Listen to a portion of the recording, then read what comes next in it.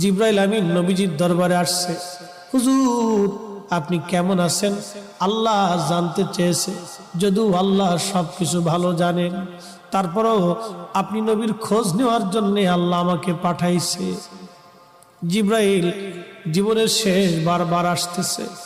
জিবরাইলকে নবীজি বললেন, জিবরাইল আমার কাছে অসুস্থতা লাগে, খারাপ খারাপ লাগে, শরীর ভালো লাগে না। জিবরাইল আমিন চলে গেলেন।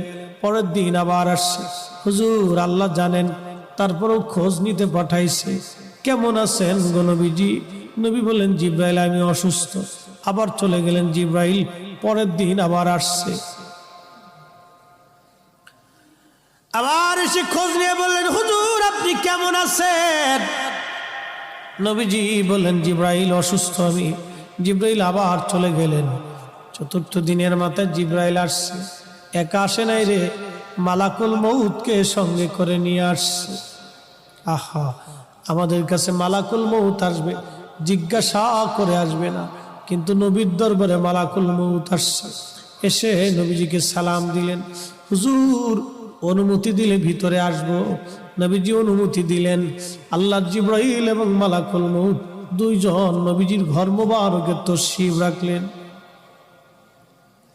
পৃথিবীর একটাই ঘর, যে ঘরে ঢোকার আগে জিবরাইল আজরাইল অনুমতি চায়, তিনি রাহমাতুল লিল আলামিনের ঘর। জোরে জোরে বলা যাবে আল্লাহু আকবার। এই সুপ্রিম পাওয়ার আর কারো নসিবে হবে না, আল্লাহ আমার নবীকে দিয়েছিলেন। জিবরাইল আমিন আজরাইল নবীজিকে সালাম দিয়ে বলেন, হুজুর আল্লাহর পক্ষ থেকে আমি আজরাইলের উপরে নির্দেশ, আপনি যদি চান আমি জান কবজ করব, যদি না চান যতদিন ইচ্ছা আপনি পৃথিবীতে উম্মতের মধ্যে থাকবেন গো নবীজি, আপনার যতদিন ইচ্ছা থাকতে পারেন।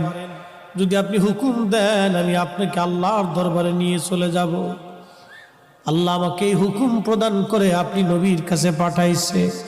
ইয়া নবী আল্লাহ, অনুমতি যদি দেন, আপনার যেইভাবে অনুমতি হবে আমার হুকুম সেইভাবেই হয়েছে। হুজুর পৃথিবীতে এইভাবে কারো, আপনি নবীর আগে কারো অনুমতি হয় নাই, আপনি নবীর পরে এইভাবে কাউকে বলাও হবে না। ও নবীজি অনুমতি যদি দেন জান কবজ করব, যদি না দেন যতদিন মন চায় আপনি ততদিন পৃথিবীতে থাকবেন।